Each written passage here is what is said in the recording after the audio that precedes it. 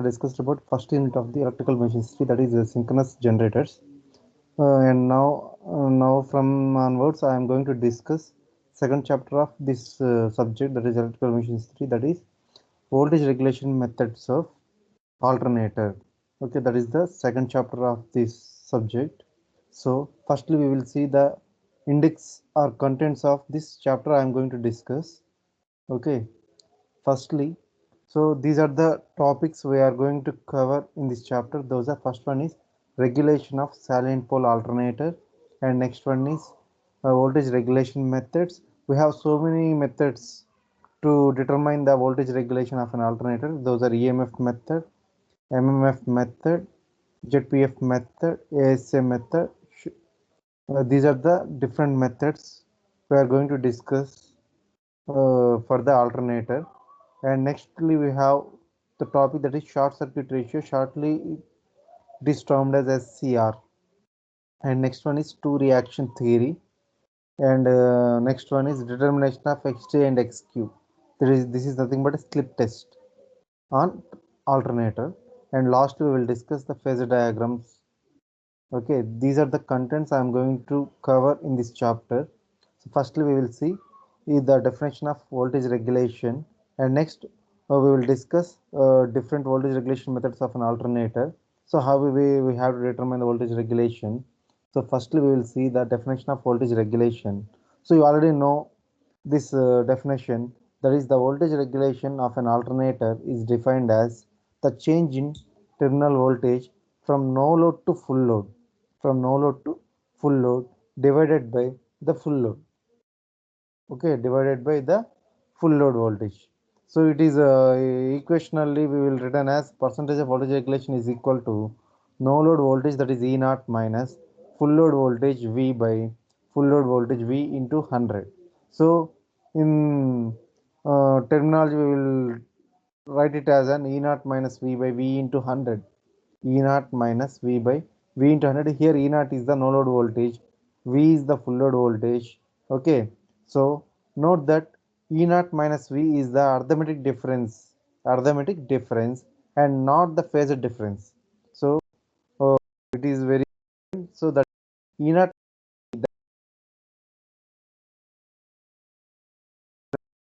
is a difference. So we have some factors that affects the voltage regulation of an alternator. Those are IARA drop in armature winding. So you already know this point.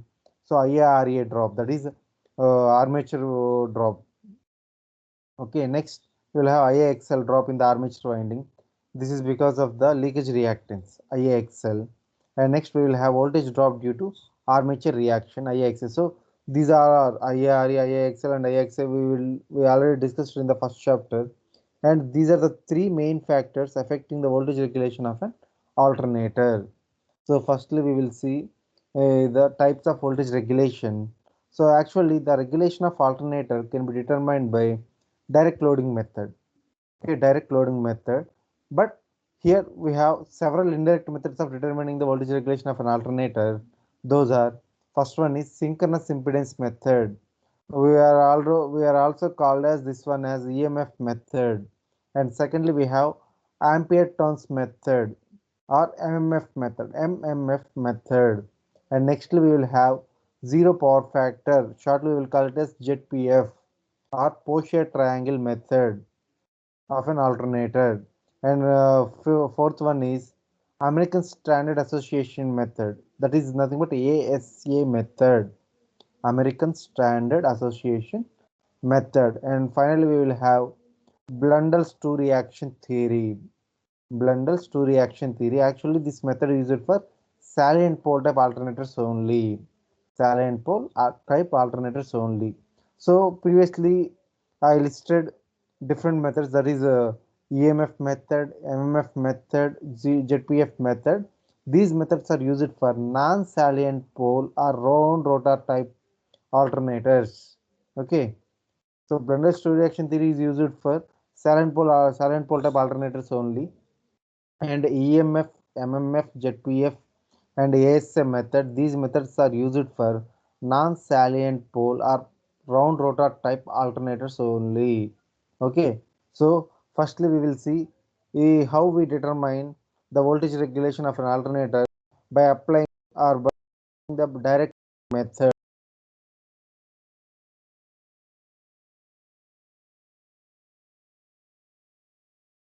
So firstly, we will see the direct loading method. So this is the circuit diagram for the or diagrammatic representation for the direct loading method of an alternator to determine the voltage regulation. Okay, so here we have the connections. So actually we are using the prime mover. So this prime mover is used to run the alternator at synchronous speed. So for that only we are using prime mover, and we are using the mechanical coupling between prime mover and the alternator.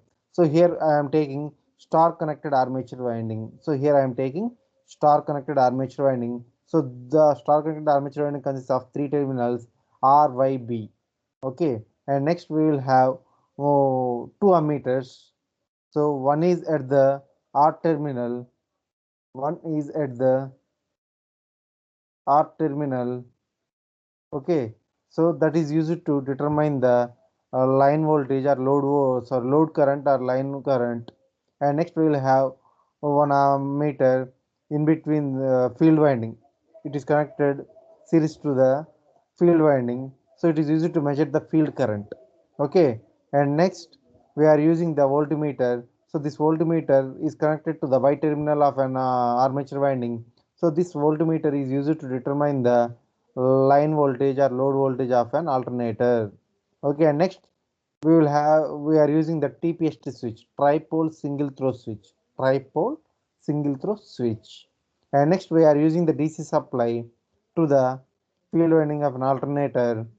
Okay, so these are the arrangement to determine the voltage regulation of an alternator by using direct loading method. Okay, and next we will see the how this method is used to determine the voltage regulation of an alternator. So here I already shown the diagram. So the diagram shown is three-phase alternator on which direct loading testing method is conducted. Okay, so here I am using a three-phase load. So actually in the previous diagram we already have the three-phase load. So this three-phase load, this one. So this three-phase load is connected with the armature to the star connected armature with the help of TPST switch, that is tripole, triple pole, single throw switch or tripole single throw switch. So by using an external DC supply, the field winding is excited. So already I shown in the previous diagram. So here, so the DC supply is connected to the field winding. Okay, external. This is the external supply, not internal supply. This is external supply we are using for the field winding to excite the field winding. So by using an external DC supply, the field winding is excited, and here a rheostat is connected in series with the field winding. Why? Because to control the flux. To control the flux, that's why we are using the rheostat. That is also connected in series with the field winding. That means current in the field winding. So that's why we are taking the ammeter in the field winding. So that is used to determine the current in the field winding, that is IF. Okay, so if you see the diagram you will understand. So once again I am showing this diagram. So here we are having the field winding. So for the field winding we are connecting the rheostat with that to control the flux. Okay, and this ammeter is used to determine the field current. Okay, next. So in the figure, the prime mover shown is used to drive the alternator at synchronous speed. So I already said this point while showing the diagram. That is, the prime mover is used to drive the alternator at synchronous speed. Okay. Next, so by using prime mover, the alternator is denoted synchronous speed. You already know. It is the synchronous speed is denoted with the letter n suffix s, capital N suffix s. That is a synchronous speed notation. So actually, the phase voltage is directly proportional to the flux. You already know this point from the first chapter only. So E phase is proportional to the flux phi. So after giving the DC supply to the field winding, so I already said that the DC supply, the external DC supply is connected to the field winding. That means to exert the field winding. So after giving the DC supply to the field winding, the field current is adjusted. Why? Because in order to adjust the flux, okay, in order to adjust the flux, Next, so the rated voltage appears across the terminals. So that rated voltage appears across the terminals. That voltage is recorded by the voltmeter connected across the star connected armature winding. Okay. So next, so this is observed on a voltmeter connected across the terminals. I already said this point. And next, the load is connected by using the TPST switch. That means by closing the TPST switch, actually in the initial condition it is in open condition. So whenever we determine the voltage and current values, and next we have to connect the three-phase load to the three-phase alternator through the TPST switch, triple pole single throw switch. So at that time we have to close the tripole switch. Okay, next the load is increased in steps. That is, we have to increase the load in step-by-step manner. So the load is increased in steps so that armature reads the rated current. Armature reads the rated current. So this is the full condition of the alternator. So this is the full condition of the alternator. Again, adjust the voltage to its rated value by field excitation using the rheostat.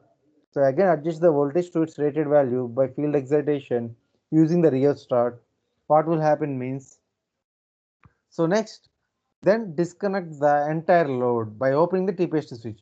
So by closing the TPST switch, we are applying the load. And while opening the TPST switch means we are going to disconnect the entire load by opening the TPST switch. So keeping the speed and field excitation constant. So while opening the TPST switch, we have to put the speed and field excitation at constant. That means fixed. As the load is disconnected, there will be no armature current and associated drops. So after disconnecting the load, we don't have any armature current and associated drops also we don't have. So now the voltmeter shows a reading, so which is the actual value of the internally induced EMF. Internally induced EMF called no load terminal voltage. Okay, next convert both the readings into phase values. So actually we are taking the values directly, and then that too for the three-phase load, and after taking the readings we have to convert that readings into phase values per phase. Okay, so the voltage on full load is V phase, and voltage when the load is thrown off is E phase, that is no load. So I already said that E naught minus V by V into 100, that is the voltage regulation. So here E phase is the no load voltage, that is E phase, minus full load voltage is V phase by V phase into 100. This is the voltage regulation of an alternator or synchronous generator can be determined by using the formula. You already know this point. Percentage of voltage regulation is equal to E phase minus V phase by V phase into 100. So here E phase is the no load voltage, and V phase is the full load voltage. Okay. Next, so the value of regulation of alternator or synchronous generator obtained by this direct loading method is accurate because a particular load at required power factor is actually connected to note down the readings.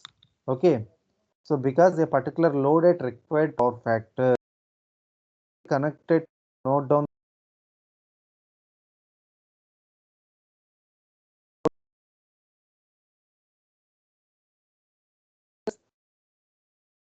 uh, connect loading direct load to the alternator. So hence this method is restricted for small capacity alternators only. So while we're using the small capacity alternators, we have to connect the direct load to the direct. Okay. So that's why this method is restricted for only small capacity alternators. Okay. So this is the direct loading method. And next, coming to the second method, that is the indirect methods. Coming to the indirect methods, first we will have EMF method. So by using EMF method, what we have to do means we have to determine the voltage regulation of an alternator.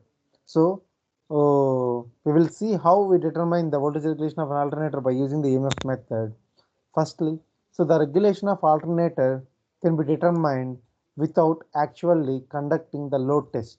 So previously we conducted by using the load test. So but here we are not connecting the load. So the regulation can be predetermined by conducting the following test. So actually in this case we have to predetermine the voltage regulation of an alternator by conducting the following tests. Those are two tests we have. One is open circuit test and another one is short circuit test. So while using the OC test, while conducting the OC test, open circuit test, we have to determine the open circuit characteristics of an alternator. And nextly, while applying the short circuit test to the circuit, so by using the test, we have to determine the short circuit characteristics of an alternator. Okay. So here in this case, we have to assume some points. In that one, first one is here saturation effect is neglected. Saturation effect is neglected. And next one is armature reaction reactance, that is XA. Armature reaction reactance is considered as leakage reactance, that is XL. So armature reaction reactance is considered as leakage reactance, that is nothing but XA is equal to XL. So here XA is the armature reaction reactance and XL is the leakage reactance. Okay. So in this method, the drop due to armature reaction reactance, that is the flux phenomenon, okay, is considered as leakage reactance. That is the second point in the assumption. Okay. So in this method, the drop due to armature reaction reactance is considered as leakage reactance. This is also known as voltage. So reactance is nothing, flux is nothing but the voltage or EMF phenomenon. So hence entire drop is voltage phenomenon. Okay. Hence entire drop is voltage phenomenon. Why means the here armature reaction reactance is equal to the leakage reactance. That means here the entire drop is voltage phenomenon. Hence this method is known as EMF method. Okay. So this method requires mainly two characteristics of alternators. So I already told these 2 points in the starting of this method only. So this method requires mainly two characteristics of alternator. They are open circuit open circuit characteristics, and secondly we will have short circuit characteristics. Okay. Next, so here I am showing the connection diagram for open circuit test and short circuit test of an alternator here. So here also I am taking one prime mover. So this prime mover is used to run the alternator at synchronous speed. So and after that I am taking star connected armature winding. So this star connected armature winding consists of three terminals, that is R, Y, B. Why? Because here this is a three-phase alternator. That's why I am taking star connected armature winding. So here we have one neutral terminal also, that is N. Okay. Next here I am taking one voltmeter and one ammeter.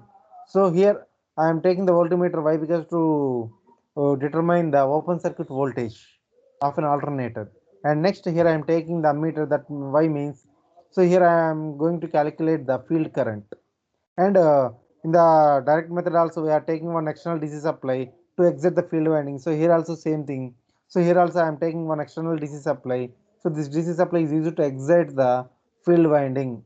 And here I am also taking the rheostat. So this rheostat is used to control the flux. Okay. And next here I am taking on the right side we have TPST switch and we have one ammeter. One ammeter is connected in between the three terminals of the switch, tripole single throw switch, that is a ammeter. So this ammeter is used to calculate the short circuit current. Okay. So going to the explanation of this method, how we determine the voltage regulation of an alternator. So firstly, so here the field winding is connected to DC supply using a rheostat. So if we observe this diagram, you will understand is connected to DC supply using a rheostat. So by varying the rheostat resistance, we can vary the field current. So okay, so here by varying the rheostat, we can vary the field current. Okay. Next, so firstly we will see the open circuit test.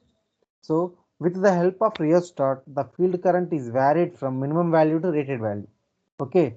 With the help of rheostat, the field current is varied from minimum value to rated value. This results in increase in EMF. Okay. This results in increase in EMF. So by using voltmeter and ammeter, measure the induced EMF and field current. Okay. Induced EMF and field current for various excitation currents. for various excitation currents. Next, now if we draw the graph between the no load induced EMF, that is E naught or VOC, E naught or VOC, both are same, per phase, and field current as shown in the figure. So I will show the diagram field